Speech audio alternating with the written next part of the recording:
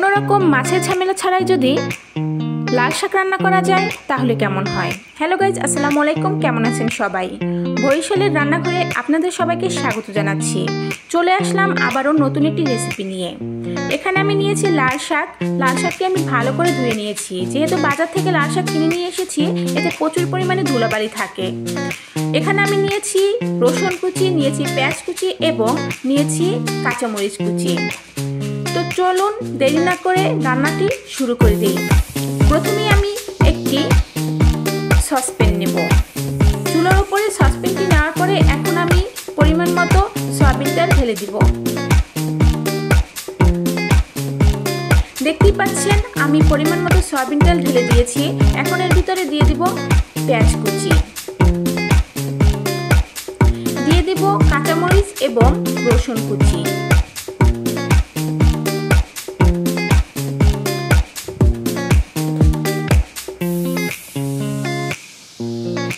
সবগুলো উপকরণ ভালো করে মিশিয়ে নিচ্ছি।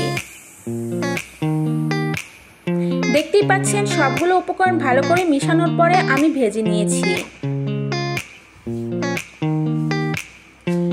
ভাজা হয়ে গেছে। এখন এর ভিতরে দিয়ে দেব সামান্য পরিমাণে হলুদের গুঁড়ো, দিয়ে দেব পরিমাণ মতো মরিচের গুঁড়ো,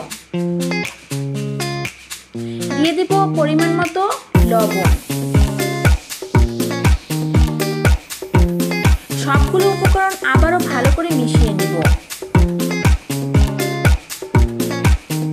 দেখতেই পাচ্ছেন আমি সবগুলো উপকরণ ভালো করে মিশিয়ে নিয়েছি এবং ভেজে নিচ্ছি।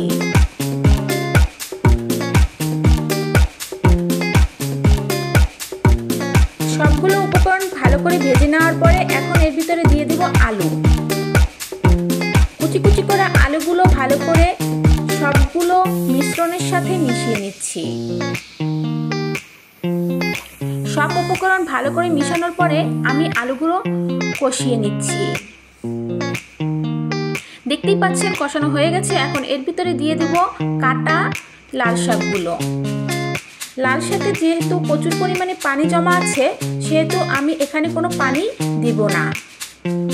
তো কিছুক্ষণ পরে আবারও ফিরে আসলাম।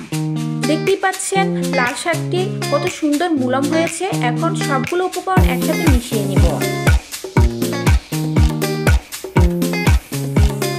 সবগুলো উপকরণ মিশানোর পরে আবারও কিছুক্ষণ রেখে দিব, যতক্ষণ না লাল শাকটি হয়ে আসছে। তো দেখতেই পাচ্ছেন কত সুন্দর একটি কালার আসছে। সবসময় এমন সুন্দর সুন্দর ভিডিও পেতে অবশ্যই আমার চ্যানেলের পাশে থাকবেন। ধন্যবাদ সবাইকে। আসসালামু আলাইকুম।